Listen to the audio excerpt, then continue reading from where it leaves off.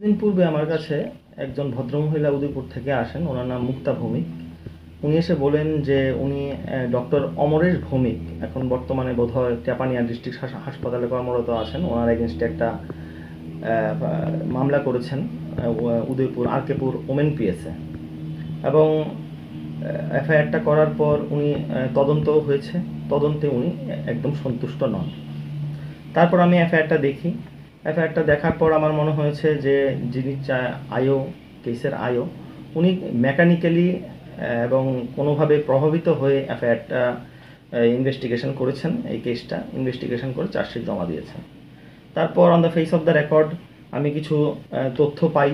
তথ্য পাওয়ার পর আমি মাননীয় সিজ্যাম উদয়পুর আদালতে একটি প্রটেস্ট পিটিশন জমা করি ফার্দার ইনভেস্টিগেশনের জন্য। তারপর মাননীয় আদালত আমার পিটিশনটা কনসিডার করে আমার পক্ষে রায় দিয়েছেন। অর্ডারটা উনি করেছেন 13/8/2024 এবং মাননীয় আদালত ওনার অবজারভেশনে এটাও বলেছেন যে it is apparent that in support of the avertments made on behalf of the de facto complainant মানে মুক্তা Begum, the pen drive containing the video footage of the marriage ceremony of the victim and the accused person and some photographs are also submitted along with the protest petition, which the IO for reasons best known to the IO were not seized in connection with this case. Further, it is also apparent that the IO had not catered to the complaint of the complainant regarding the allegations under section 495-420 of IPC, which is prima facie attracted on the face of the record. Therefore, it is apparent that the IO had conducted the investigation in casual manner, which is not proper given in the facts and circumstances and gravity of the allegations. তারপর মাননীয় আদালত এটা ইনভেস্টিগেশনের জন্য OC RK Pur women পিএসকে direction দিয়েছেন, এবং এই আমার যে প্রটেস্ট পিটিশন ছিল এটার কপি মাননীয় আদালত যিনি এসপি আছেন গোমতীর ওনাকেও প্রেরণ করেছেন। অ্যাকচুয়ালি এই ঘটনাটা ঘটেছিল কি, মুক্তা বেগম জানতেন না অমরেশ ভৌমিক অলরেডি বিবাহিত, তার প্রথমা স্ত্রী এবং প্রথমা স্ত্রীর থেকে একটি কন্যা সন্তানও বর্তমান। বিয়ের পর যখন উনি জানতে পারলেন যে উনি বিবাহিত, যখন উনি প্রশ্ন করলেন যে কেন তার সঙ্গে এরকম প্রতারণা করেছে, তখন উনি কি করলেন, ওকে মেরে ঘর থেকে তাড়িয়ে দিলেন।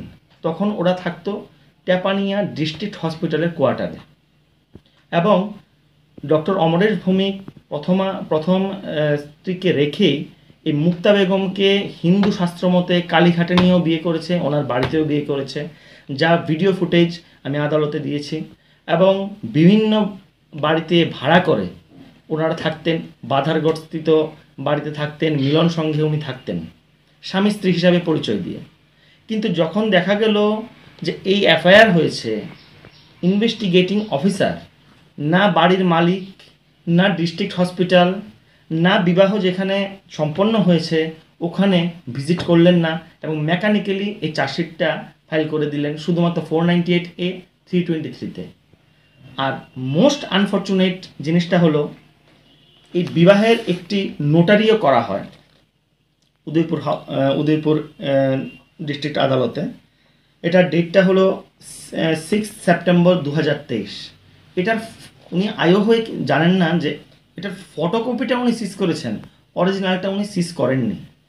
কেন এই অ্যাডভান্টেজটা দেওয়া হচ্ছে আমি প্রশ্ন রাখছি।